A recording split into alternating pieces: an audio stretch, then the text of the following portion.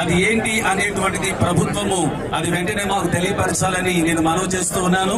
అదే రీతిగా ఈ రోజు క్రైస్తవుల మీద దాడులు చేసి క్రైస్తవ సేవకులను హింసించడం వలన క్రైస్తవం ఆగిపోదనేటువంటి విషయాన్ని మీకు తెలియపరుస్తున్నాం.